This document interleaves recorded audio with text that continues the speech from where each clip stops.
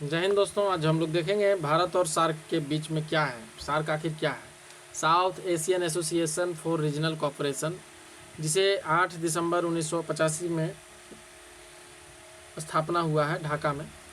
तो इसका मुख्यालय जो है कहाँ है? तो काठमांडू में है, नेपाल में। ठीक है, ये क्या है इसके बारे में हम लोग जानते हैं कि सार्क का स्थापना 8 दिसंबर 1985 में ढाका बांग्लादेश में हुई थी। इसका मुख्य उद्देश्य था दक्षिण अफ्रीका देशों के बीच सामाजिक, आर्थिक और सांस्कृतिक तकनीकी सहयोग को बढ़ावा देना। इसके सदस्य भारत, पाकिस्तान, बांग्लादेश, श्रीलंका, नेपाल, मालदीव, भूटान और अफगानिस्तान। भारत के संगठन का सबसे बड़ा देश और क्षेत्रीय शक्ति होने के नाते इसके गतिविधियों और दिशा तय करने में महत्वपूर्ण भूमिका निभाती है। भारत की भूमिका सार्क में किस प्रकार से है तो बता दें। संस्थापक सदस्य, भारत सार्क का संस्थापक सदस्य है और शुरुआत से ही इसका सक्रिय भागीदारी रहा है भारत। ठीक है, आर्थिक सहयोग भी रहा है।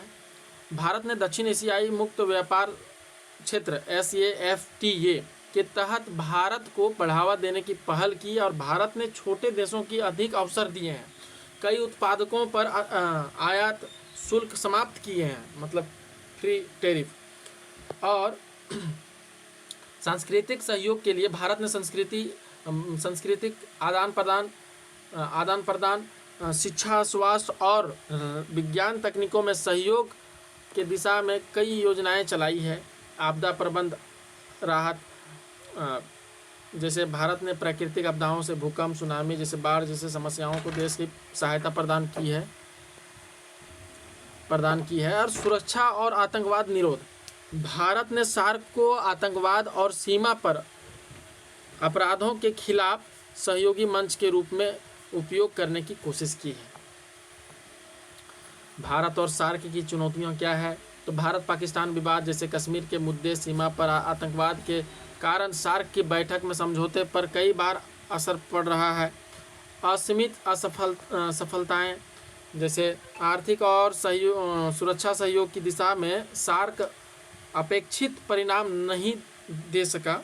और क्षेत्रीय राजनीतिक में क्या है कि छोटे देशों के यह भय रहता है कि भारत की बड़ी शक्ति उन्हें दबा सकती है। भारत का योगदान सार्क में क्या है तो भारत ने सार्क विश्वविद्यालय नई दिल्ली की स्थापना की, जहां सभी सदस्य देशों के छात्र शिक्षा प्राप्त करते हैं। सार्क उपग्रह परियोजना 2017 के माध्यम से भारत ने अंतरिक्ष तकनीक में सहयोग बढ़ाया। भारत ने सार्क देशों को विकास हेतु वित्तीय और तकनीकी सहयोग प्रदान किया।